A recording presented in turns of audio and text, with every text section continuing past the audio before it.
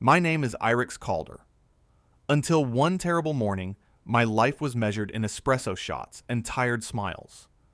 I worked as a barista in a small cafe called Copper Finch, squeezed between a bookstore and a closed cinema. I liked routine. Routine meant safety. Safety meant my fears stayed quiet. I had many fears. Heights made my legs turn to smoke. Deep water made my chest lock. Darkness reminded me of things I refused to remember. And worst of all, I feared my own temper. That morning, the doorbell rang, and in walked a woman who did not belong to the world I knew. Her hair was silver black, her eyes sharp like old knives. Her coat dragged the floor, although she barely touched it. "I want a vanilla latte," she said. "Very hot. No foam. Exactly 2 sugars." I made it carefully, but when she tasted it, her face twisted. "This is wrong," she said. "Do you even know how to count?" "I followed your order," I replied. She leaned closer. "You followed it badly." Something in me snapped. Weeks of rude customers, double shifts, and sleepless nights boiled over. "Maybe if you talked like a human and not like trash," I said, "your coffee wouldn't hate you." The cafe froze. My coworker Olin Briggs stared at me. The woman slowly smiled. "Careful, boy," she whispered. "Some words grow teeth." She leaned near my ear and spoke in a language that sounded like cracking ice. The lights flickered. My skin burned. "You will walk through every fear you buried," she said, "and when you return, you will no longer be who you were." She left. The wrong cup still steamed on the counter. That night, I dreamed I was falling, and never woke from the fall. I woke up standing, not in my room, not on a floor. I stood on a narrow bridge made of glass, hanging between 2 endless walls of cloud. Wind screamed around me like it wanted to tear my skin off. Below was nothing. No ground, no sea, no city. Just white emptiness that swallowed sound. My legs locked. I couldn't move. Heights had always owned me. When I was 10, my class went to a mountain trail. Everyone crossed a narrow path above a cliff. I froze in the middle, screaming until a teacher carried me back. Since then, even balconies made me dizzy. "This isn't real," I whispered. "Fear is always real," a voice said behind me. I turned slowly. She stood there, the woman from the cafe. Her coat did not move in the wind. "My name is Vesper Nix," she said, "and you, Irix Calder, now belong to what you fear." "You cursed me," I said. "Undo it." She smiled slightly. "You broke yourself first. I only opened the door." The bridge cracked under my feet. A thin line spread like ice on a lake. "No," I whispered. The glass shattered. I fell. Air roared in my ears. My stomach twisted. My hands grabbed at nothing. I waited for pain, but instead, cold swallowed me. Water. Black, heavy water. I sank fast. I couldn't swim. My arms moved wrong. My chest burned. Shapes moved below me. Long, pale, slow. Watching. I kicked. I screamed underwater. My lungs filled. Just before I vanished, I thought, I was rude over coffee. And now I die. I woke up choking on my bedroom floor, coughing water that soaked my clothes. On my wrist burned a black symbol, shaped like a broken circle. I knew then. This was only the beginning. I tried to leave my apartment. The hallway was gone. The door opened into thick darkness, heavy like fog. I stepped back. My lights didn't work. My phone turned on for 1 second, showed my terrified face, then died. I hated darkness. As a child, I slept with a lamp. My father hated it. One night he smashed it and told me fear made weak men. After that, I lay awake every night, staring into shadows that moved when I wasn't looking. Now, the shadows breathed. "Irix," something whispered. Walls melted into blackness. Shapes formed. Memories wearing skin. My mother crying in a locked room. My father shouting. Me hiding under a table, pretending not to hear. Vesper's voice echoed. You never faced what lived in the dark with you. A door appeared, the same door from my childhood, crying behind it. My hands shook as I touched the handle. I had never opened it. I opened it now. Nothing inside. Just empty room. The crying stopped. The shadow shrank. Light returned slowly. I collapsed, shaking, crying like a child. Another black mark burned beside the first. I woke to the smell of rain and burned rubber. My hands were on a steering wheel. My fingers were younger, unscarred, careless. Music played too loud from the speakers, some stupid song we used to love. Beside me sat Jovan Price, smiling with his head leaned back against the window. Man, slow down, he laughed. You drive like you're racing ghosts. I knew this road. I knew this moment. No, I whispered, but my foot pressed the gas anyway. Headlights appeared ahead. Too close. Too fast. I tried to turn, but my hands didn't listen. The world exploded into glass and metal and screaming sound. My body flew forward. Then nothing. Then it happened again. Same road. Same song. Same laugh. Again, headlights. Again, crash. Again, Jovan's blood on my hands. His eyes open, but not seeing. I screamed until my throat tore. Stop it! I remember this. Vesper sat calmly in the passenger seat during the third crash, untouched by blood or glass. You ran, she said. I was in shock, I shouted. I didn't know what to do. You opened your door, she replied, and you left him breathing. I remembered. I remembered standing on shaking legs, hearing him moan, seeing smoke and fire, and running because I was afraid the car would explode. I fell to my knees on the wet road, rain mixed with tears.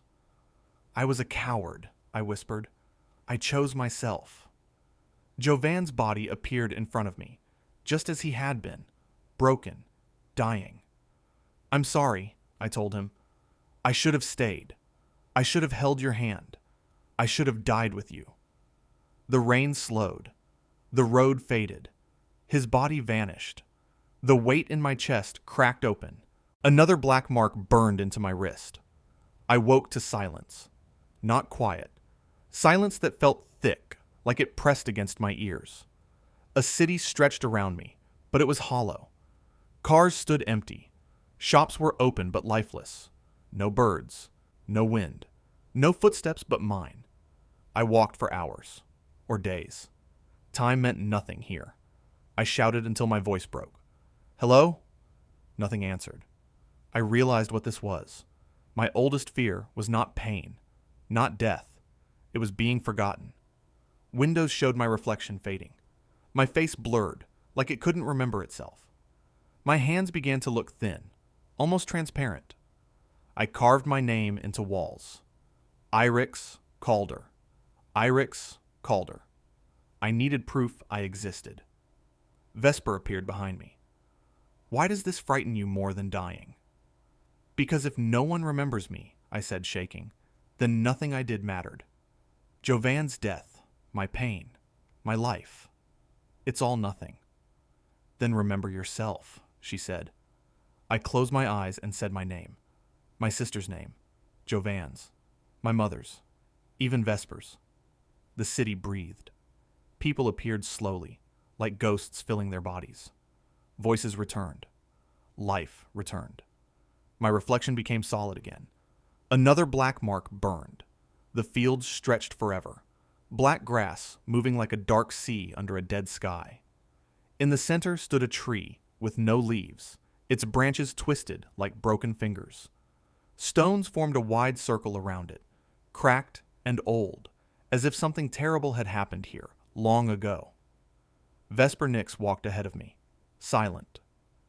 This is the last door, she said. Not into fear, but into what fear can make you. She raised her hand. Darkness moved in her palm like living smoke. It whispered, but not with words, with promises. Take it, she said. End the curse. No more nightmares. No more weakness.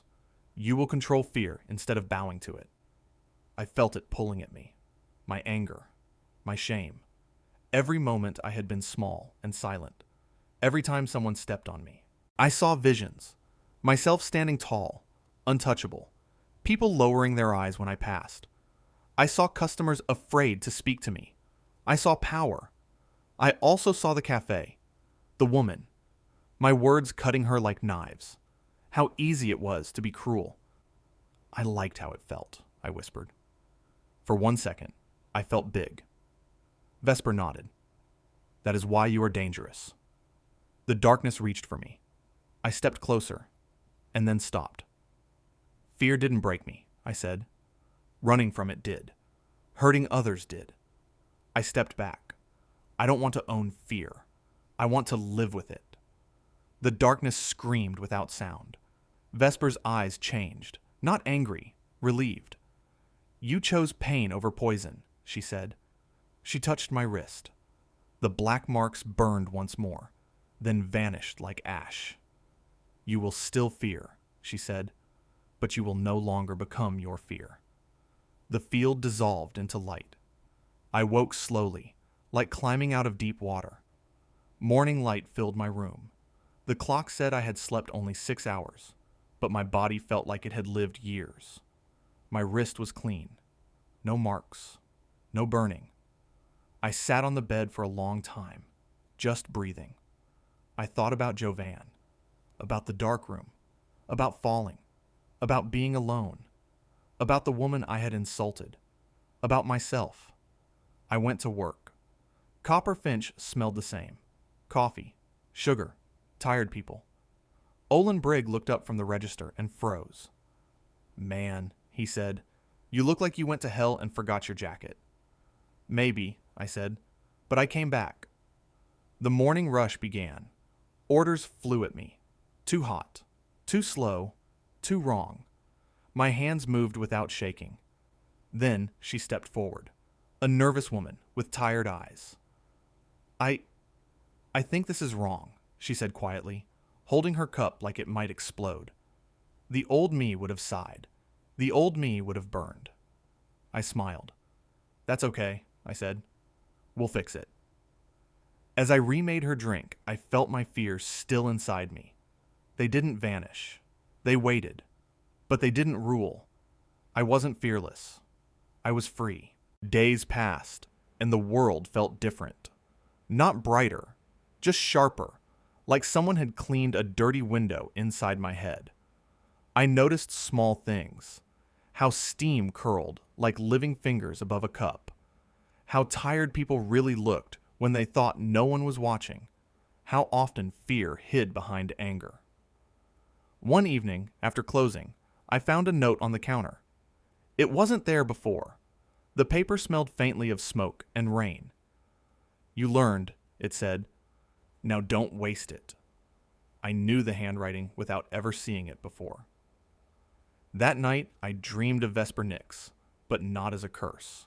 She stood in a quiet street, her coat lighter, her eyes less sharp. You're free, I said. She shook her head. No one is free. Some just carry their chains better. Why me? I asked. Why punish me for one bad moment? You weren't punished for words, she said. You were chosen because you could change. Most don't.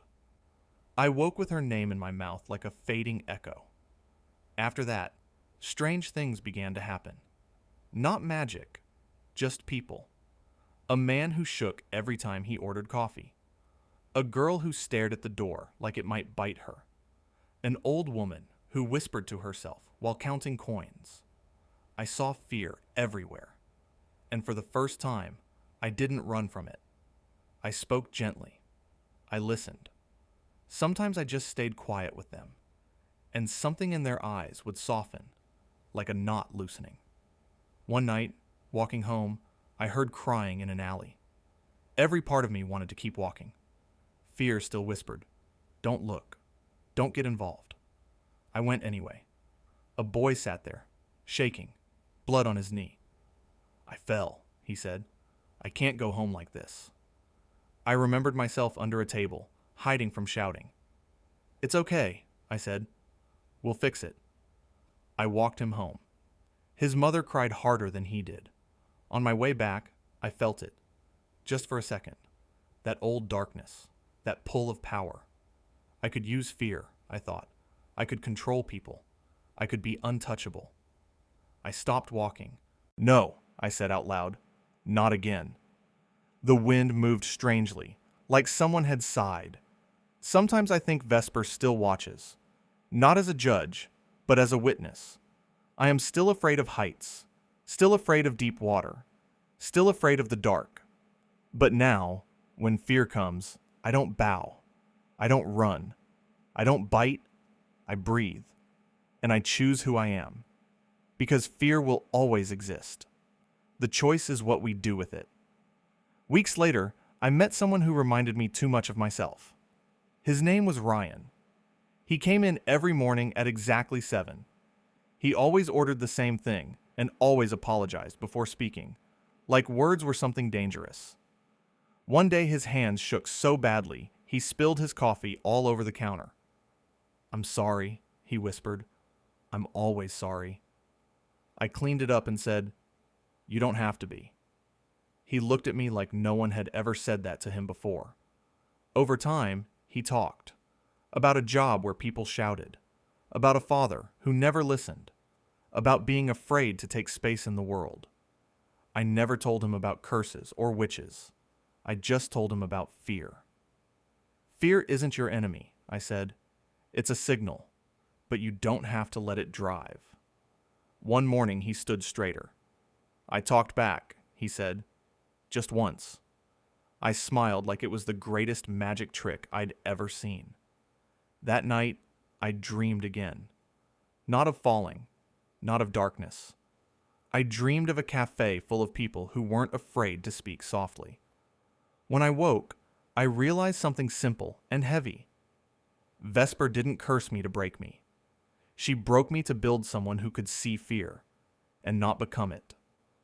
And maybe that was the real magic. Sometimes, late at night, I still hear a cup hit a counter in my dreams. But now, I wake up calm. Because I know who I am. Not a hero. Not a victim. Just a man who met his fear and chose not to become it. And if one day I meet Vesper again, I will not bow, and I will not fight. I will simply thank her for showing me the cost of my own words.